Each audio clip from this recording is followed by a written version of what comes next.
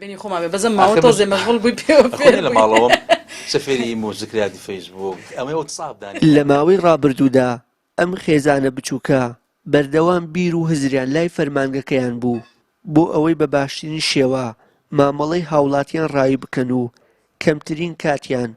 بۆ خۆیان و خانەوادەکانیان تەرخان کردهبوو.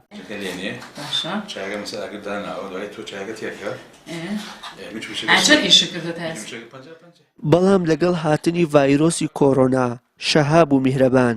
بە ناچاری گەڕاونەتەوە ماڵەکانیان و 24 کاتژمێر ژیان لە نێوان 4 دیواردا بەڕێ دەکەن.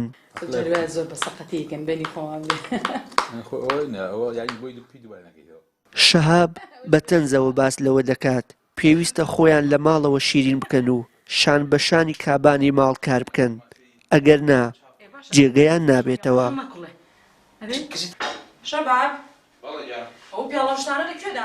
میهرەبانیش نیگەرانە لە کارەکانی شەهاب و دەڵێت لە سەروبەندی کەرەنتینەوە تا ئێستا هاوسەرەکەی جگە لە تێکدانی ماڵ و جەنجاڵکردنی پلانی ڕۆژانەی هیچی بۆ ئەو نەکردووە.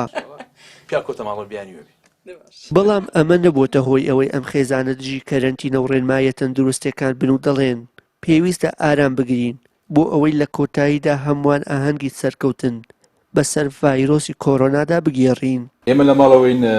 لەبەرەوەی پێشتر ئەم کاتانەمان بۆ ماڵەوە تەرخان نەبووە ئێستا وای لاتوە بۆ بنێ ئەم بارودۆ خەنەخوازراوە کەمێک خۆمان زیایی کردووە تەبیعی ئەمەی وای لاتوە ئێستا ئێمە لە ماڵ خۆمان لە پشتی ماڵەوە ئەوە باخێکی بچوومان دروست کردووە سەرقاڵی ئەوە بین پێکەوە هەرچە من ڕاستە زۆر شازایم تیای نەزادە خێزانم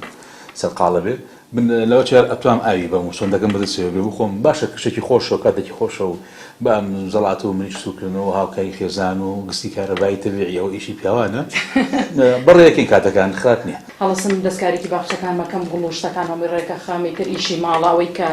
پێویست بێ بۆ ماڵەوە ئەیکەم نانی بانی حازرەکەم دوای ئەوەش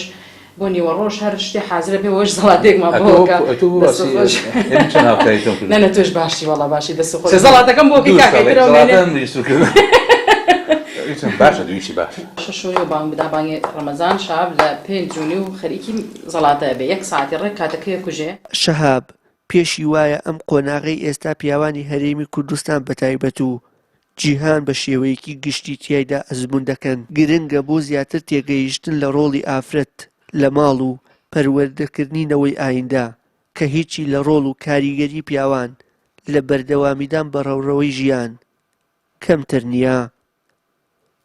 وشیار محەممەد کەناڵی ئاسمانی پەیام.